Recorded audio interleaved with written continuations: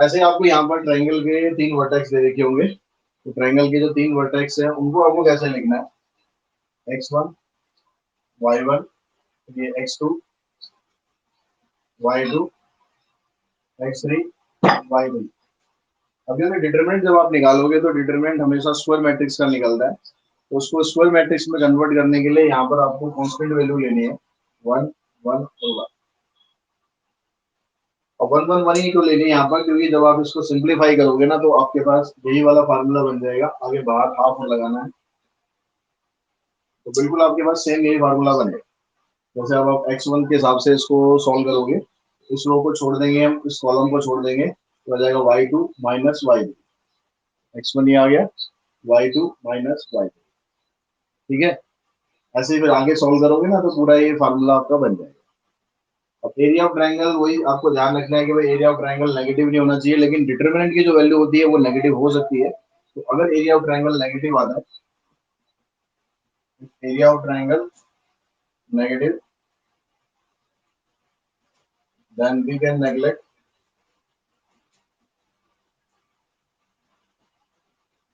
It's negative sign.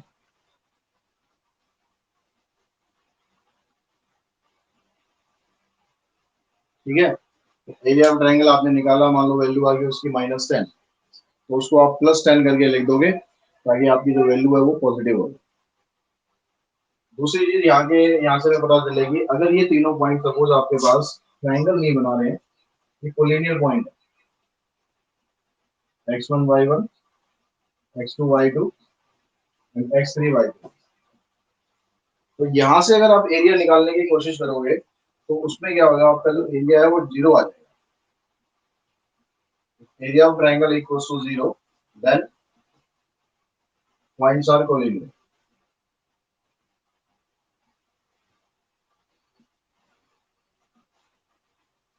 तो बस ये दो ही चीज है इसके अंदर, या तो एरिया आपको निकालना होगा या फिर एरिया दे रखा होगा उसकी हेल्प से आपको के पी एम एन जो भी दे रखा होगा उसकी वैल्यू निकालनी होगी। और तीसरा क्वेश्चन होगा कि ट्रायंगल या तो कोलिनियर प्रूव करने हैं या ट्रायंगल कोलिनियर दे रखे होंगे, उसकी हेल्प से आपको किसी स्केलर उसकी वैल्यू निकालनी है। तो ये 3 4 टाइप के क्वेश्चन है, यही फार्मूला लगेगा और इसमें कुछ भी नहीं है। 2 4 क्वेश्चन करेंगे अभी, उससे सारी आपकी एक्सरसाइज क्लियर हो। हाँ हाँ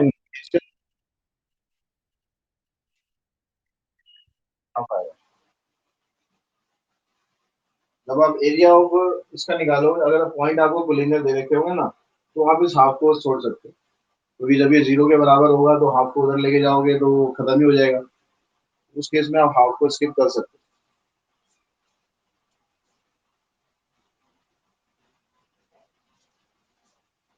हो। और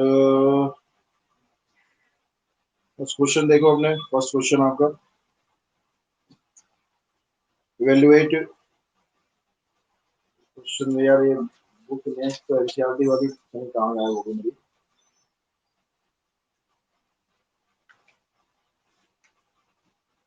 find the area of triangle with vertices at the point given in each of the following. Point आपको दे रखे हैं, इससे आपको एरिया फाइंड करना है।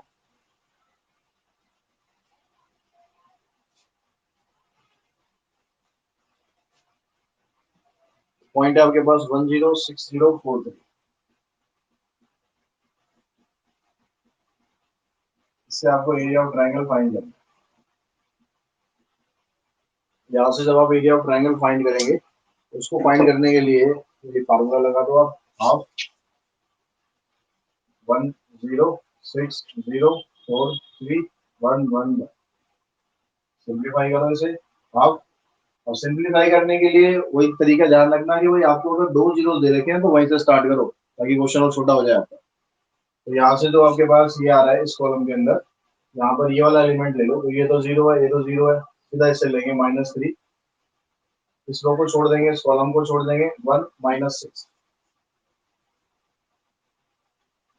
हो जाएगा, -3 इंटू -5 हो जाएगा 15/2 स्क्वायर यूनिट। ये हमारा आंसर हो जाएगा। स्क्वायर यूनिट जरूर लिख देना क्योंकि आप एरिया निकाल रहे हो तो एरिया की जो यूनिट होती है हमेशा स्क्वायर्स में होती है। ऐसी बाकी क्वेश्चन है, इसमें पॉइंट आपको दे रखे। नेक्स्ट क्वेश्चन में कहता है show that the point A,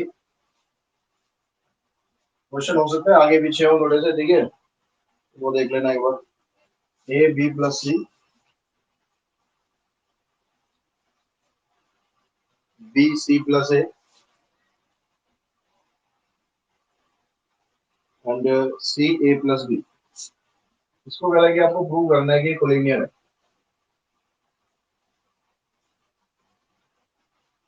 अब इसको कोलिनियर प्रूव करना है तो इसका मतलब आपको बस एरिया ऑफ ट्रायंगल निकालना है। एरिया ऑफ ट्रायंगल अगर 0 आ गया तो कोलिनियर हो जाएंगे। एरिया ऑफ ट्रायंगल निकालो।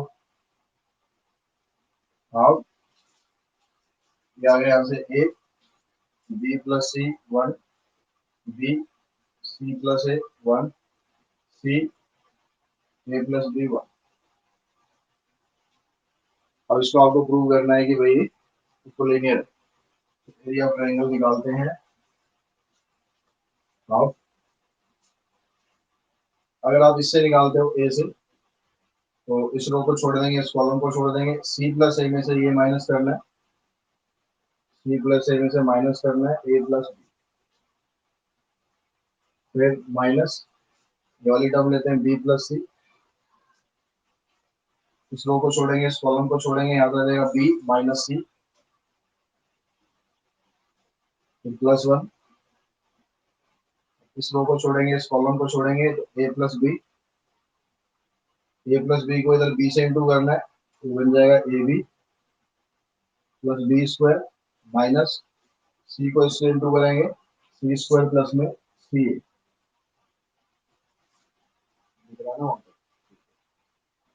अब यहाँ पर इसकी ब्रैकेट को आप सिंप्लीफाई करो, तो यहाँ पर ए है, पहले इसकी जब ब्रैकेट खोलोगे आप, इस ए से ए कैंसिल हो जाएगा, सी माइनस बी बचेगा अंदर।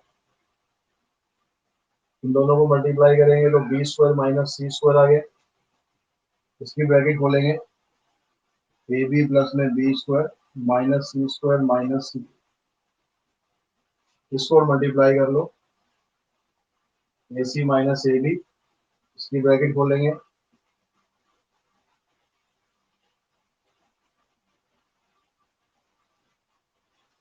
Plus A C minus A B plus A B minus B square plus B square C square minus C square, half into zero. Answer आ गया जीरो। आंसर जीरो आ गया, इसका मतलब प्रूव हो गया कि ये पॉइंट जो है वो कोलिनियर पॉइंट।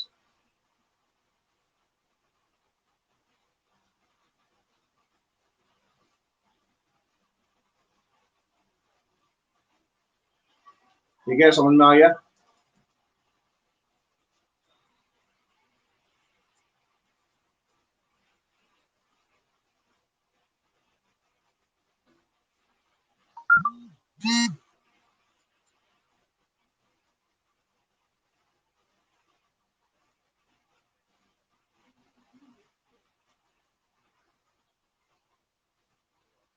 तो क्या बोल रहे हो, समझ में आ गया ना? समझ में आ गया तो चुप रहो। अगर नहीं आया तो फिर कमेंट बॉक्स में बता दो, दोबारा बता दो।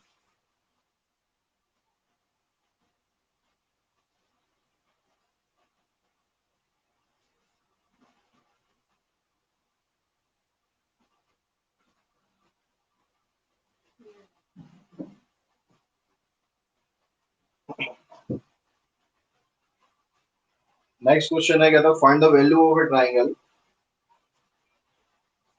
If area of the triangle is 4 square unit. मतलब इस एक्सरसाइज में अगर किसी क्वेश्चन में मिस्टेक होने के चांस है तो वो बस यही क्वेश्चन, आपको के की वैल्यू निकालनी है। एरिया ऑफ ट्राइंगल आपको दिया हुआ है, एरिया ऑफ ट्राइंगल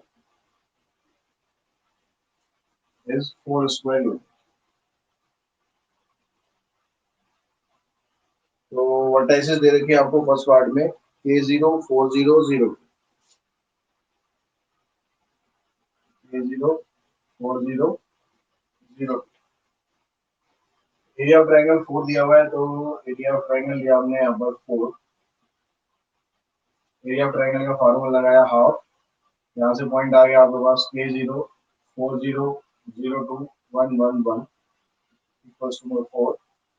इस 2 को आप इधर ले जाओ और यहाँ से इसको एक्सपेंड करो, इससे एक्सपेंड करेंगे, इस वाले कॉलम सेकंड से एक्सपेंड कर देते हैं, ये आ गया -2, इस रो को कॉलम को छोड़ेंगे, आ जाएगा k -2 इक्वल्स टू, इस 2 को यहाँ ले जाएंगे, ये आ जाएगा 8, यहाँ से आप सॉल्व करोगे,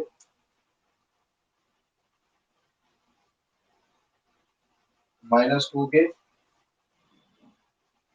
8 से 8 कैंसिल हो जाएगा, 0 हो गया, k की वैल्यू आप निकाल लोगे 0। इतना आप नॉर्मली करके आओगे पेपर में या टेस्ट में। और गलती जो यहाँ पर हो रही है, क्या हो रही है, तो यहाँ पर सोच रहे हो कि सही करके आए हम।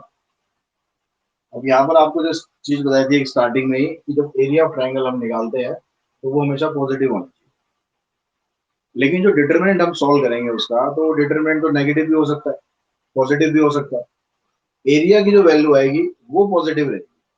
तो इसने जो आपको ये एरिया ऑफ ट्रायंगल दिया हुआ है यहाँ पर 4 स्क्वायर यूनिट, इसको जब आप डिटरमिनेंट की वैल्यू में यहाँ पर पुट करोगे, यहाँ पर 4 क्या दिखा रहे हैं, 4 हम इसकी वैल्यू दिखा रहे हैं ना एरिया ऑफ ट्रायंगल की, यहाँ पर ये क्या है, ये डिटरमिनेंट है। तो इस डिटरमिनेंट की वैल्यू हमें नहीं पता कि पॉजिटिव थी, तो इस डिटरमिनेंट की वैल्यू आपको +-4 दोनों लेनी। एरिया ऑफ ट्रायंगल जब तक आप लिख रहे हो 4 ही लेना, क्योंकि वो पॉजिटिव होता है। लेकिन जैसे आप डिटरमिनेंट में शिफ्ट करोगे तो अपनी वैल्यू को पॉजिटिव नेगेटिव दोनों वैल्यू आपको शो करनी है, और दोनों से ये आंसर दिखाना है। क्या क्लियर नहीं है?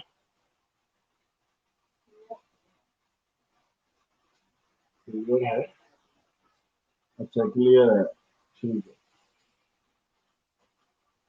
ठीक है, यहाँ पर जो मेन बात है समझने की बस यही है, फिर बता रहा हूँ पूरी एक्सरसाइज में बस एक यही क्वेश्चन है जहां पर आप थोड़ी बहुत मिस्टेक कर सकते हो। एरिया आपको अगर दे दिया है तो आप उसी एरिया से अगर आप निकालोगे वैल्यू, तो आंसर आपका एक ही निकलेगा। एक्चुअली इसके दो आंसर आएंगे, वो कब आएंगे, जब आप प्लस माइनस दोनों वैल्यू लोगे। तो यहाँ पर आप +-8 कर दोगे, यहाँ से आप दोनों वैल्यूज को अलग कर दो, एक बार ले लो -8, एक बार +8 ले लिया, एक बार -8 ले लिया, इसको आप उधर ले जाओ, हो जाएगा -16, k की वैल्यू आ जाएगी 8। तो k की वैल्यू 0 भी हो सकती है और 8 भी हो सकती है। क्लियर हुआ?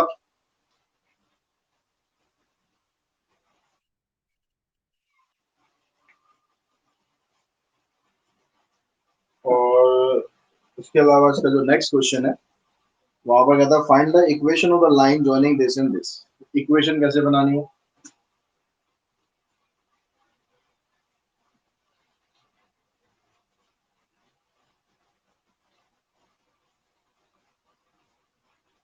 1 2 और 3 6 ये पॉइंट है, लाइन जॉइनिंग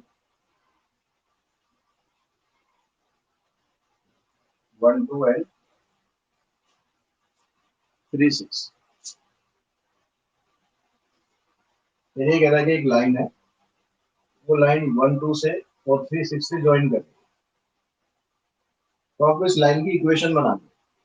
अब लाइन की इक्वेशन जब हम बनाते हैं, 11th में भी आपने पढ़ा था स्ट्रेट लाइन वाले चैप्टर में, लाइन की जब आप इक्वेशन बनाते हो तो एक लाइन की जो जर्नल पॉइंट है वो आपको लेने होते हैं। जनरल पॉइंट हम नॉर्मली लेते हैं एक्स वाई, क्योंकि जितने भी पॉइंट है इस लाइन के ऊपर, जितने भी पॉइंट होंगे वो सारे एक्स वाई के फॉर्मेट में ही होंगे। ये भी एक्स वाई है, ये भी एक्स वाई है, यानी जो भी पॉइंट होगा वो इसको हमेशा सेटिस्फाई करेगा। यानी जो भी लाइन की इक्वेशन बनेगी उसमें एक्स की वैल्यू डालोगे और वाई की वैल्यू डालोगे तो उस लाइन की इक्वेशन को हमेशा सेटिस्फाई करेगा। तो जब लाइन के इक्वेशन बनाते हैं तो उस समय आपको हमेशा एक जनरल पॉइंट लेना होता है जो उस पूरी लाइन को रिप्रेजेंट करता है। तो एक जनरल पॉइंट ये हो गया, बाकी के दो पॉइंट गिवन है वो हो गए। अब इन तीनों से हम डिटरमिनेंट निकालते हैं। अब क्योंकि ये स्ट्रेट लाइन है, अब स्ट्रेट लाइन है तो ये पॉइंट सारे कोलिनियर होंगे। So because a b is a line,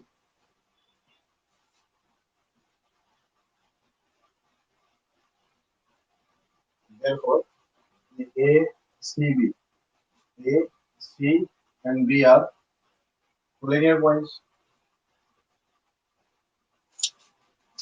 यहाँ पर ये भी दिखा दो, late C be general point of line।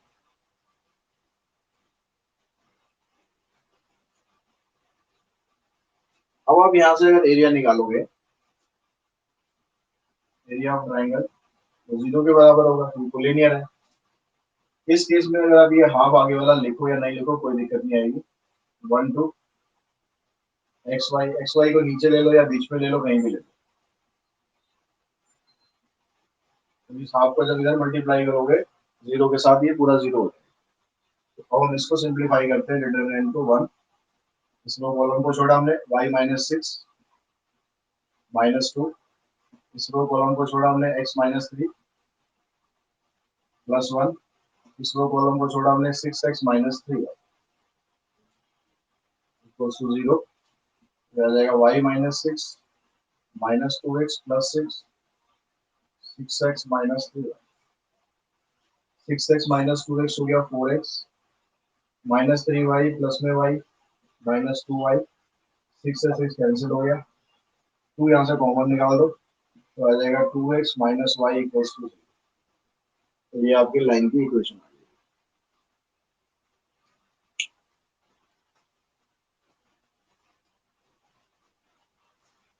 अमन कहाँ गायब आजकल, 2-3 क्लास से आई नहीं रही, कहाँ चला गया इसका ना। तभी ये बड़ा खुश हो रहा था ऐसा तो।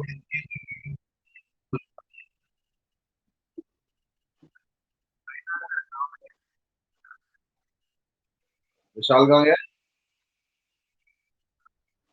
वो तो पिछली क्लास में।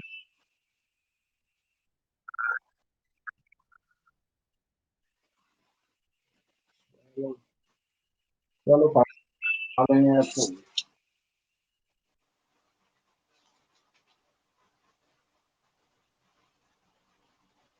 तो ये एक्सरसाइज आई थिंक खत्म हो गई है, और इसमें कुछ है नहीं, क्वेश्चन इसके करके देख लेना। तो डाउट वाउट हो तो बता देना अगली क्लास में, वैसे तो कोई पाएगा नहीं डाउट। उसके बाद की जो एक्सरसाइज है तुम्हारी, वो भी थोड़ा सा चेंज है। उसमें माइनर और कोफैक्टर, माइनर कोफैक्टर मैंने बता दिए थे निकालने।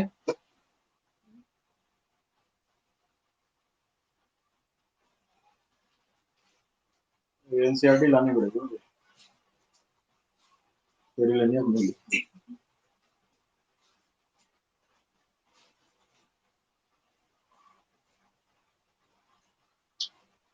चलो माइनर और कोफैक्टर निकालना सीखते हैं।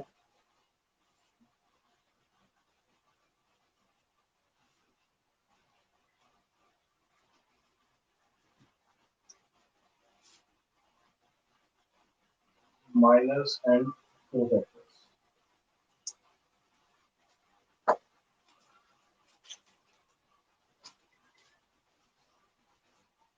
माइनर और कोफैक्टर में क्या आपके पास कोई स्क्वायर मैट्रिक्स होगी, तो उसके हम कुछ माइनर निकालते हैं, बेटर और कोफैक्टर निकालते हैं। ये माइनर कोफैक्टर क्या होते हैं, कैसे निकालते हैं?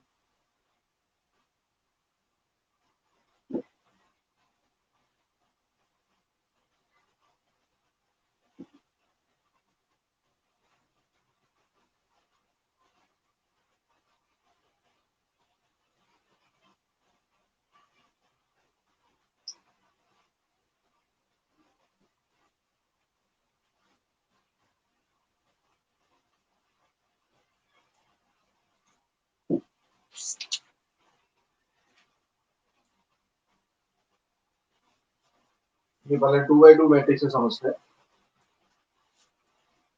डिटरमिनेंट आपके पास 2x2 मैट्रिक्स का A11, A12, A21, A2। पहले हम बात करते हैं माइनस। माइनर हम कैसे निकालेंगे, इसको डिनोट करेंगे कैपिटल एम से, M11। M11 का मतलब फर्स्ट रो फर्स्ट कॉलम का माइनर निकालना। फर्स्ट रो और फर्स्ट कॉलम, जिस माइनर का मतलब क्या होगा, आपको जिस रो या कॉलम का आप एलिमेंट निकाल रहे हो, उस रो और कॉलम को आपको पूरी तरह से डिलीट करना है। क्या करना है? Delete, delete corresponding row and,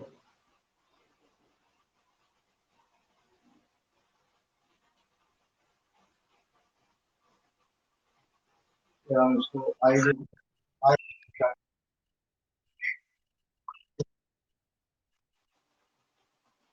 ith row and jth column.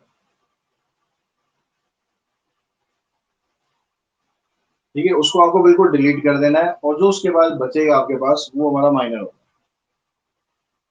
जैसे अगर आप M11 निकालोगे तो आपको क्या करना है, फर्स्ट रो को छोड़ देना है, फर्स्ट कॉलम को छोड़ देना है, ये बच गया आपके पास, ये आ जाएगा A2। जो भी यहाँ पर इसकी वैल्यू होगी वो इसका माइनर आ। ऐसे अगर आप निकालोगे M12 first row second column, तो ये आ जाएगा आपके पास A21।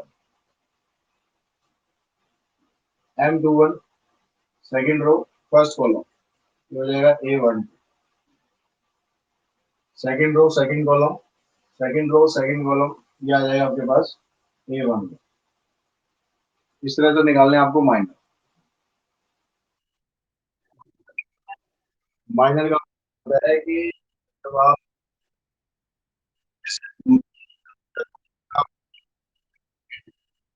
उसको डिलीट करने के बाद आपके पास डिटरमिनेंट बचता है।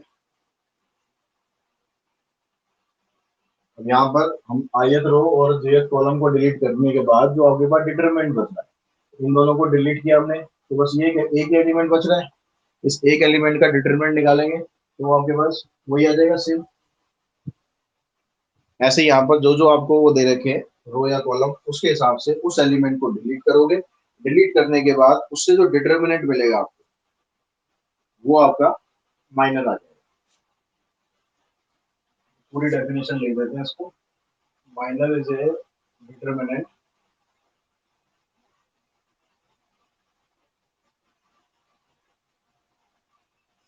After deleting ith row and jth row. इसको डिलीट करने के बाद जो भी आपके पास बचा है उसका आपको डिटरमिनेंट फाइंड करना है। ठीक है, अब यहां से इसका हम निकालते हैं कोफैक्टर। कोफैक्टर को हम नॉर्मली डिनोट करते हैं इससे कैपिटल ए से। किसी किसी बुक में देखोगे कैपिटल सी भी मिलेगा। तो कैपिटल ए से करेंगे तो A11 दिखाएंगे, A12 दिखाएंगे, A21 दिखाएंगे और A22 दिखाएंगे। इसमें आपको क्या करना है, जो वैल्यूज है ना, वैल्यूज तो ये यही आएगी जो माइनर में आपने निकाले।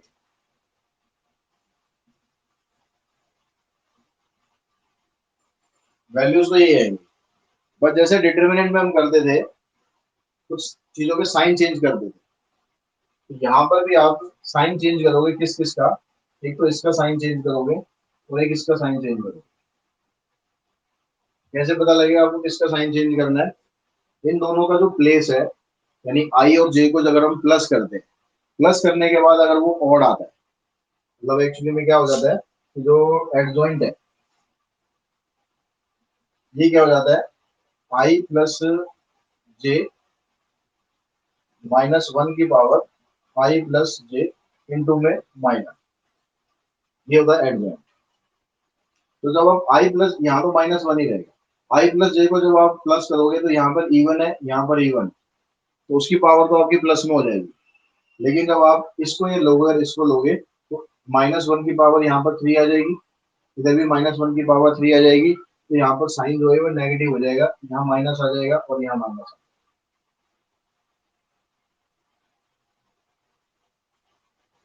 आया समझ में? एक एलिमेंट लेकर समझा देता हूँ कि हमने एक एलिमेंट एलिमेंट लिया हमने 2 3 1 5। इसके जब माइनर आप निकालोगे तो second first row first column को छोड़ा 5 आंसर आ गया, फर्स्ट रो सेकंड कॉलम को छोड़ा 1 आ गया, सेकंड रो फर्स्ट कॉलम को छोड़ा 3 आ गया, सेकंड रो सेकंड कॉलम को छोड़ेंगे 2 आ गया। जब इसके कोफैक्टर निकालेंगे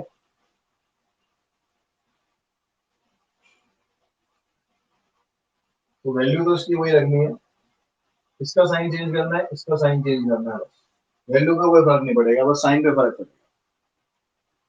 अगर आपको कोफैक्टर पूछे जाते हैं तो आप या तो पहले माइनर निकाल लो या डायरेक्ट कोफैक्टर निकाल लो। डायरेक्ट कोफैक्टर निकालते समय बस ये ध्यान रखना है कि किसका साइन आपको चेंज करना जिसका सम आपको ऑड में दे रखा हो जिस प्लेस का, उसका साइन आपको चेंज करना है। अगर वो पहले से माइनस है तो प्लस कर देना, और पहले से प्लस है तो फिर माइनस हो। ठीक है। ऐसे 3 बाई 3 में भी प्रोसेस सेम ही रहेगा। तो 3 बाई 3 की एक मैट्रिक्स लेते हैं, उसके एलिमेंट से आपको बताता हूँ किस तरह से आपको उनको सॉल्व करना है।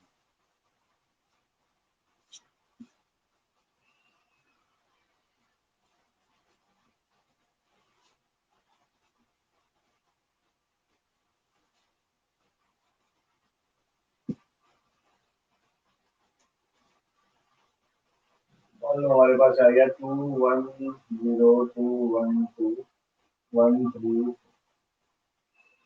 ये डिटर्मिनेंट है, हमें इसके माइनर कोफैक्टर दोनों फाइंड करने हैं। तो माइनर निकालते हैं M11। पहले पूरा निकाल के दिखा दो। तो अब हमें क्या करना है, फर्स्ट और फर्स्ट कॉलम को डिलीट करना है। डिलीट 4 - 6 - 2 क्या कह रहे हो।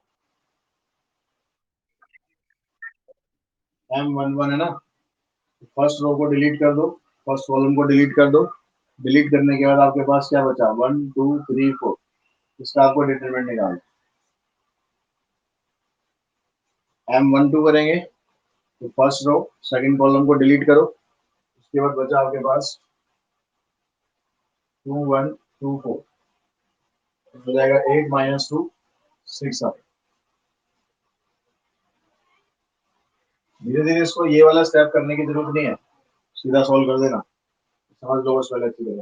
First row third column 2 1 1 3। हो जाएगा 6 - 1 5 आ। M21 निकालेंगे, second row first column 1 0 3 4।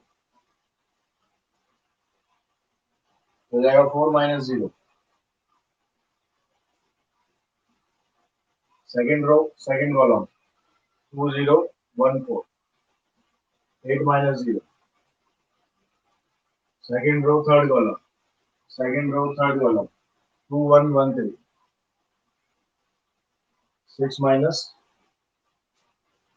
Same से मालूम दोनों। फर्स्ट रो थर्ड कॉलम छोड़ा था 2 1 1 3। सेकंड रो एक छोड़ा 2 1 1 3। M31 third row first column 1 0 1 2। M32 third row second column 2 0 2 2।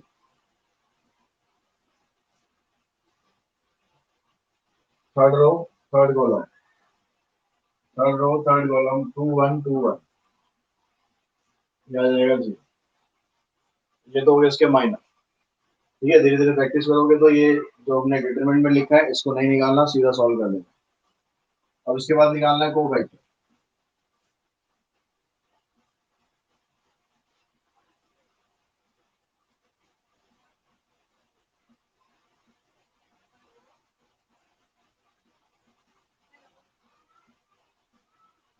Cofactor में देखो यहाँ पर वैल्यू तो यही आनी है, ये -2 4 2 6 8 4 5 5 0।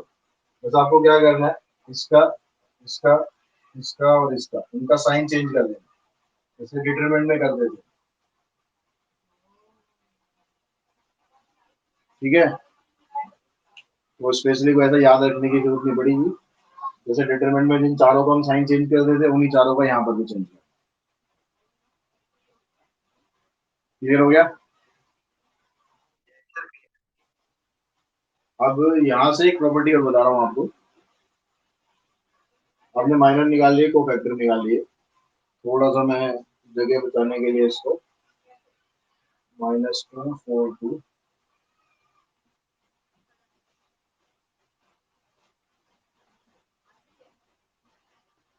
ये हो गया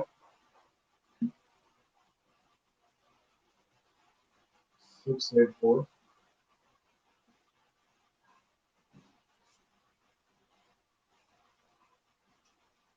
5 5।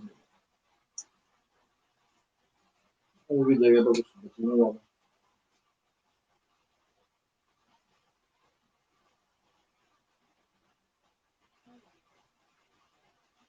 स्पेस चाहिए ना थोड़ा।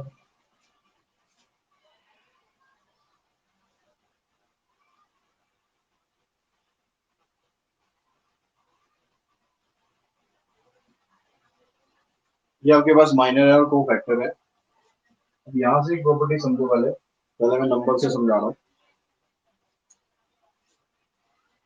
माइनर की तो खैर उसमें जरूरत नहीं है, को फैक्टर की हमें जरूरत है। आपके पास ये सारे जो है ये क्या हमारे पास एलिमेंट्स हैं। ये A11 है, ये A12 है, ये A13 है,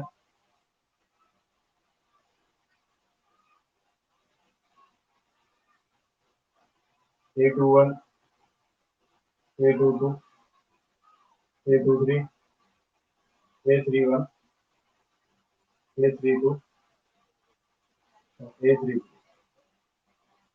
ठीक है, इसकी माइनर की जरूरत नहीं है हमें, इसको समझने के लिए हमें एलिमेंट चाहिए और को फैक्टर चाहिए।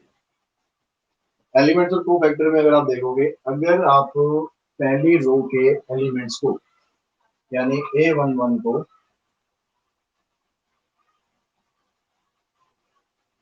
पहली रो के एलिमेंट है, अगर आप इसको इसी के को फैक्टर के साथ मल्टीप्लाई कर देते हो, A11 इसका को फैक्टर ये हो गया, इसका को फैक्टर ये हो गया, A12 इसका को फैक्टर ये हो गया, यानी जिस रो के एलिमेंट है अगर आप उन्हीं को उसी के को फैक्टर से मल्टीप्लाई कर देते हो तो आपके पास जो आंसर आएगा तो क्या आएगा, 2 - 2, 1 × -6 और 0 × 5। इसको सॉल्व करेंगे, -4 हो गया, -6 हो गया, -10 आ। अब ये देखो इसका डिटरमिनेंट अगर हम निकालेंगे तो वो क्या है, हम इसका डायरेक्ट डिटरमिनेंट निकालते हैं। 2, इस रो को कॉलम को छोड़ेंगे, 4 - 6 -2 आ गया। इस रो को कॉलम को छोड़ेंगे, 8 - 2 6 आ गया। यहाँ पर ये 0 है तो 0 रहेगा, -4 - 6 आ गया, -10। यानी किसी भी रो को अगर आप उसी के को फैक्टर से मल्टीप्लाई करते हो तो जो आंसर है आपका वो हमेशा डिटरमिनेंट आएगा। अगर हम कहीं से भी चेक करें तो क्या कह रहे हो, बता रखी है, चलो कोई बात नहीं। अच्छा, डिटरमिनेंट तो बताई होगी। अच्छा, ये बताया था कि इसके एलिमेंट को किसी दूसरे के को फैक्टर से मल्टीप्लाई करें तो,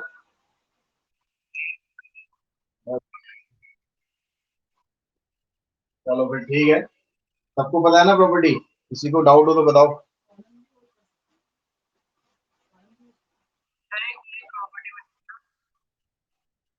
देखो प्रॉपर्टी ये है कि अगर हम किसी भी एलिमेंट को उसी के को फैक्टर से मल्टीप्लाई कर दें, चाहे आप ऐसे कर दो रो में, चाहे आप कॉलम में कर दो। अगर मैं सेकंड कॉलम को लूँ, सेकंड कॉलम में क्या है, A12 इसका को फैक्टर हो गया A12, A22 इसका को फैक्टर हो गया A22, A23 इसका को फैक्टर हो गया A23। अगर इन सबको आप सॉल्व करोगे तो आपके पास डिटरमिनेंट ही आएगा। चेक कर सकते हो, ये कितना 1, ये कितना -6, A22 1, A22 आया कितना 8, A23 अब बस 3, ये -4। यहाँ से देखो ये -6 ये मल्टीप्लाई है, फिर से आ गया +8, यहाँ से आ गया -12, -12 और -6 -18 प्लस में 10 8 हो जाएगा -10। तो डिटरमिनेंट आपका -10 आ रहा था। चाहे रो से कर दो चाहे कॉलम से कर दो, कहीं से भी कर दो, किसी भी रो या कॉलम के एलिमेंट को अगर आप उसी के को फैक्टर से मल्टीप्लाई करते हो तो हमेशा आपका डिटरमिनेंट आएगा। और अगर आप उस रो को या कॉलम को किसी दूसरी रो या कॉलम के को फैक्टर से मल्टीप्लाई कर देते हो तो आंसर हमेशा 0 आए। जैसे अगर आप मान लो सेकंड रो को लो, सेकंड रो को मैं थर्ड रो के को फैक्टर से मल्टीप्लाई कर दूं, A31, A22, A32, A23, A33। Element लिए मैंने सेकंड रो के और को फैक्टर लिया मैंने थर्ड रो। इसको अगर हम मल्टीप्लाई कर दें, A21 की वैल्यू है 2, A31 की वैल्यू है 2। ध्रुव तेरी आवाज आ गई, इसके बाद तो यार बड़ी देर में आवाज आई। वन, A32 की वैल्यू -4, A23 है 0 और A33 भी है 0, तो आ गया 4 - 4, आंसर आ गया 0। इस तरह किसी भी रो को या कॉलम के एलिमेंट्स को किसी दूसरी रो या कॉलम के एलिमेंट के साथ मल्टीप्लाई करोगे तो आंसर 0 आएगा। लेकिन रो के साथ रो रखना, ऐसा मत करना कि एलिमेंट रो के ले लो और कोफैक्टर कॉलम के ले लो, ऐसा नहीं करना। या तो एलिमेंट भी रो के होने चाहिए तो कोफैक्टर भी रो के, और अगर एलिमेंट कॉलम के हैं तो कोफैक्टर भी उसके कॉलम के होने चाहिए। तो ये इस प्रॉपर्टी के ऊपर बेस्ड आपकी एक्सरसाइज है 4.4। तो 4.3 कंप्लीट करनी है, 4.4 कंप्लीट करनी है, दोनों एक्सरसाइज कंप्लीट करनी है। ठीक है, और कोई डाउट वाउट हो तो बताओ।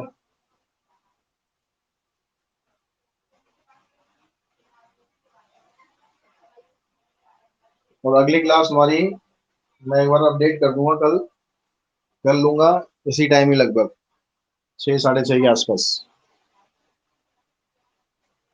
ठीक है, लेकिन मैं ग्रुप में अपडेट कर दूंगा 1 2 घंटे पहले ही।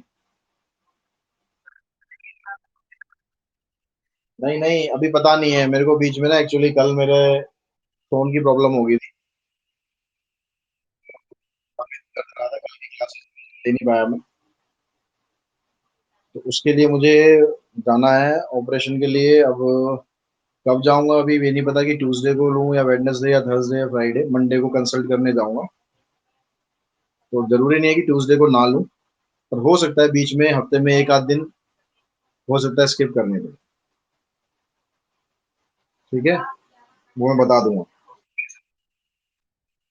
नहीं जाना पड़ा तो फिर ले लेंगे, एक एक्स्ट्रा हो जाएगी, क्या दिक्कत है। Okay, bye bye. Good night.